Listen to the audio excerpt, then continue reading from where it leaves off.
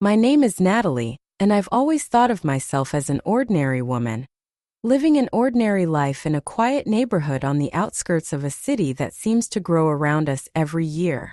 My world is one of sidewalk chalk, peanut butter sandwiches, piles of laundry, and the endless shuffle between preschool and pediatrician appointments. The scent of baby lotion and coffee fills my mornings.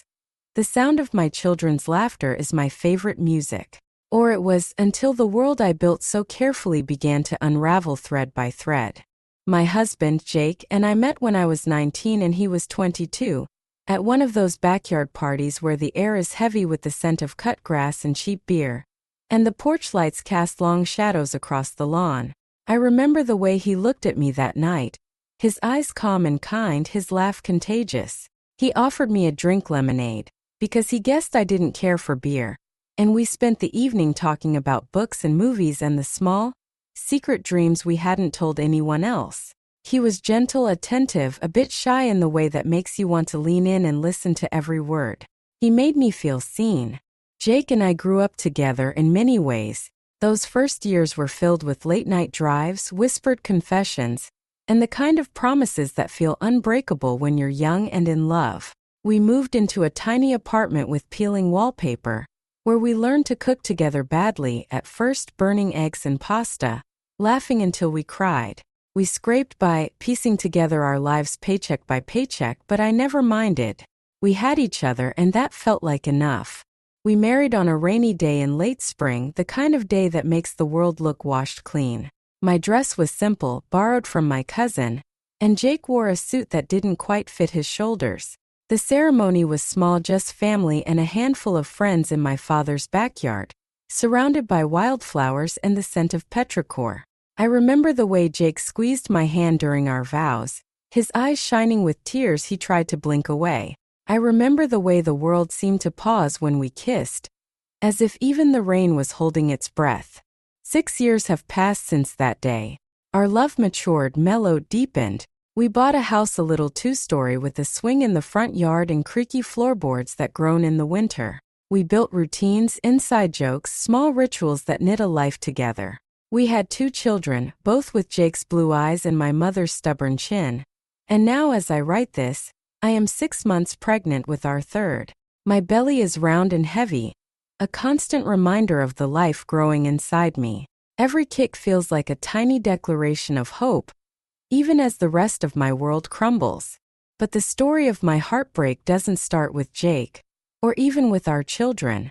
If I'm being honest, it starts with my father. My dad has always been my anchor. He's a big man, broad-shouldered and gentle, with a laugh that fills every room and a heart as wide as the world. My mother died when I was 12, and my dad became my everything, my safety net, my confidant, my unwavering supporter. He taught me how to ride a bike, how to change a tire, how to stand up for myself in a world that doesn't always make room for gentle souls. He made pancakes on Sunday mornings, the kind with crispy edges and too much syrup, and told me stories about my mother, about their wild youth and the way she danced in the kitchen when she thought no one was watching. He gave the best hugs, big, all-encompassing bear hugs that squeezed the sadness out of me when I was lonely or afraid. When I was 16 and my first boyfriend broke my heart, I cried on his shoulder for hours. He didn't try to fix it, didn't offer advice or platitudes. He just listened, his arms a haven in a world that suddenly felt cold and sharp. 2 years ago, our lives cracked open. My dad was diagnosed with stage 3 colon cancer, the kind of news that feels like swallowing broken glass. I remember sitting in the sterile, too bright hospital room, the doctor's words echoing in my ears. "I'm sorry. It's advanced." My father, ever the optimist, squeezed my hand and smiled a crooked smile. "Hey kiddo, we've faced worse, haven't we?" I wanted to believe him, but I could see the fear in his eyes. The treatments were brutal, chemo that left him gaunt and hollow, radiation that stole his strength. Still, he cracked jokes, teased the nurses, and tried to make it easier on me. I visited every day, bringing him soup and bad magazines, and sometimes we just sat together, saying nothing, letting the silence hold us close. Then about 5 months ago, we got the news I'd been dreading. The treatments weren't working. The cancer had spread. The doctor's face was solemn, his words soft but devastating. "We're looking at months, not years." I felt the ground slip beneath me, as if gravity had suddenly changed direction. My father grew weaker, his memory starting to fray around the edges. Some days he forgot what year it was. One morning he looked at our family dog, my birthday present from him, the one who'd been by my side for years, and asked, "Wow, that's a nice dog. Where'd you get it?" It broke me in ways I can't explain. Through all this, Jake was my anchor. He held me when I cried, cooked dinner when I was too tired to stand, played with our children and made them laugh. He ran errands, cleaned the house, and never once complained about the extra load. He told me over and over, "Let me take care of you." He encouraged me, gently but insistently, to quit my job so I could spend more time with my dad and the kids. When I found out I was pregnant for the third time, a surprise, but a welcome one, he looked at me with love and reassurance. "We'll make it work. We always do." It felt like he was my safe place, the one constant in a world that seemed to be vanishing around me. My best friend Emily has always been my other anchor. We've known each other since before we could walk, our mothers inseparable long before we were born. Some of my earliest memories are of Emily and me, sticky-fingered and wild-haired, racing through backyard sprinklers, inventing secret languages, and building elaborate forts out of sofa cushions and bed sheets. She stood by me through every heartbreak, every awkward phase, every triumph and disaster. When my mother died, her mother opened their arms and let me spend days at a time in their home. Emily and I shared secrets, dreams, and heartbreaks. We pinky swore our loyalty 1,000 times. Thick as thieves, my mother would say, and it always felt true. Emily is the kind of friend everyone wishes they had. Funny, fiercely loyal, I thought. Always ready with a sharp quip or a shoulder to cry on. She's the one who brings soup when you're sick, who remembers your favorite song, who answers your texts at 2 a.m. without complaint. Her laughter is infectious, her hugs just as healing as my father's. When I found out about my dad's diagnosis, she was the first person I called. I drove to her house and collapsed in her arms, sobbing until my lungs hurt. She stroked my hair and whispered, "I'm here. I'm always here." If soulmates come in the form of friends, she was mine. Our families are woven together, her parents and mine, our siblings, our kids. Holiday gatherings are a blur of laughter and noisy children tearing through wrapping paper while the adults toast with cheap wine. Emily has her own struggles, her job, her messy divorce, her own family chaos, but we've always leaned on each other. A balance of give and take. Or so I thought. Then came the morning that changed everything. It started like any other day, the kind of half-awake shuffle that comes with having young kids. My 3-year-old Max was burning up with fever, tossing and turning, his cheeks flushed and damp with sweat. I'd been up with him half the night, thermometer in one hand and children's Tylenol in the other, singing lullabies and wiping away tears. Jake's alarms began their usual symphony at 6 a.m. He set several, always afraid he'll oversleep and be late for work. Most mornings I'm the one who nudges him awake and turns them off. A small act of care in a life built from such gestures. That morning Jake rolled over groggy and mumbled, "I was up late finishing work. I'm going to call in and take the morning." I nodded, grateful for the chance to focus on Max.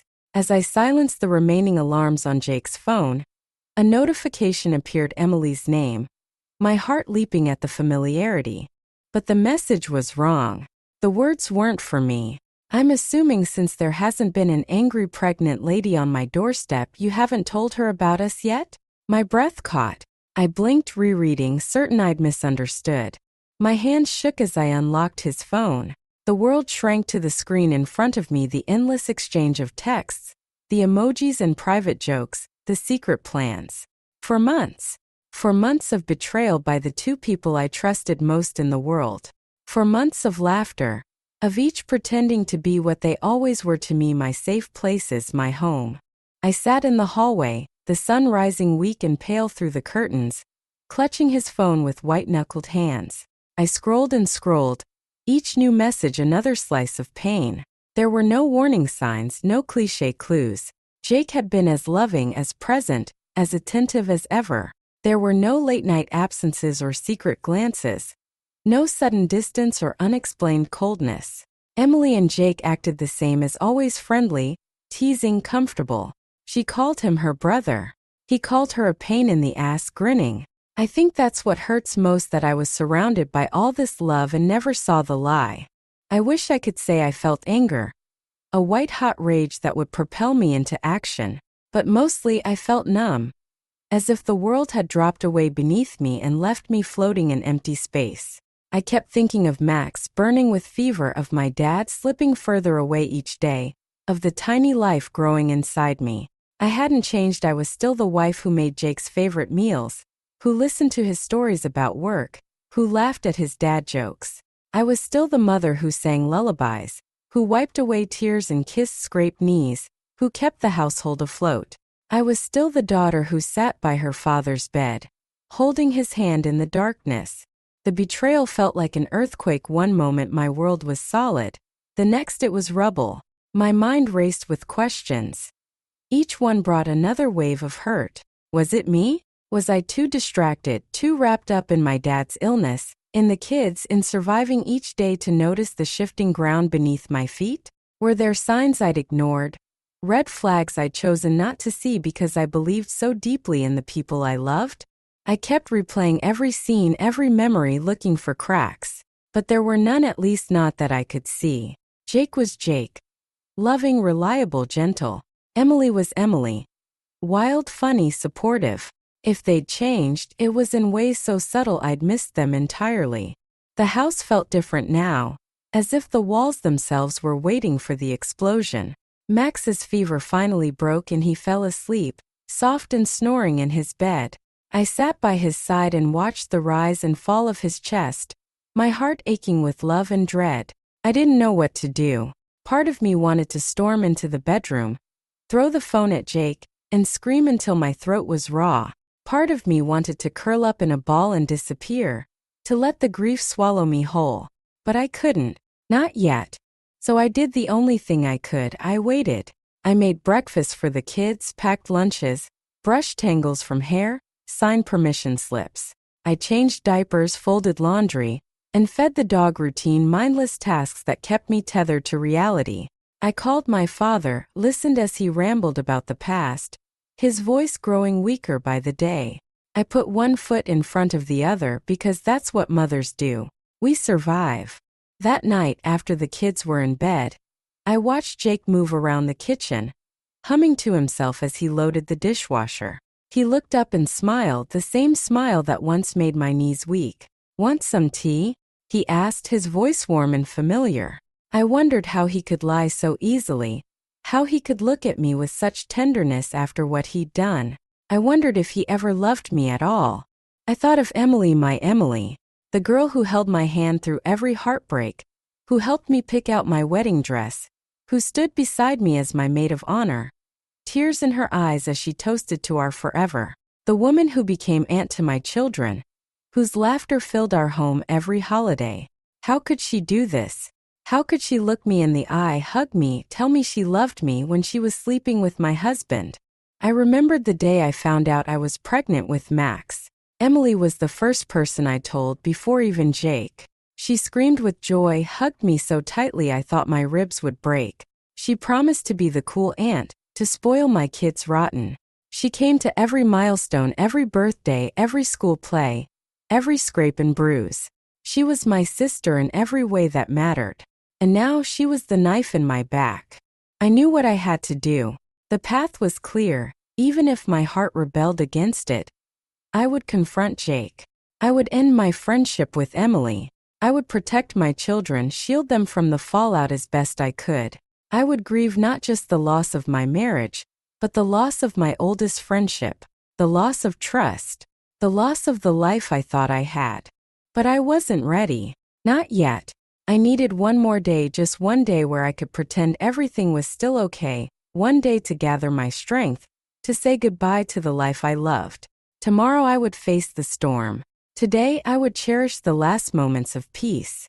As for Emily, there was nothing left to say. She would get no angry texts, no tearful calls. I wouldn't give her the satisfaction of my pain. I had spent years cleaning up her messes, forgiving her mistakes, being the friend she needed. Not this time. She was gone, cut from my life like a cancer. I would let her fade into memory, another ghost among so many. The night was long and sleepless. I lay in bed beside Jake, feeling the heat of his body, listening to the steady rhythm of his breath. I wondered if he knew, if he sensed the end coming. I wondered if he regretted it. I wondered if he ever really loved me, or if I was just the safe choice, the easy option. I wondered if I would ever trust again. In the darkness, I thought of my children, of Max and Lily, of the baby growing inside me. I thought of the life I wanted for them, a life filled with honesty, with love, with hope. I thought of my father slipping away, and the lessons he taught me about strength and resilience. This is the hardest storm I will ever weather. The path ahead is lonely, uncertain, filled with pain. But I will survive. Not for Jake and not for Emily, but for myself, for my children, for the hope that one day the light will break through the darkness, and I will find my way home again. Maybe that's what love really is, holding on through the storms, believing even for a moment that you'll come out the other side whole. And so I rise, battered but unbroken, ready to face whatever comes next.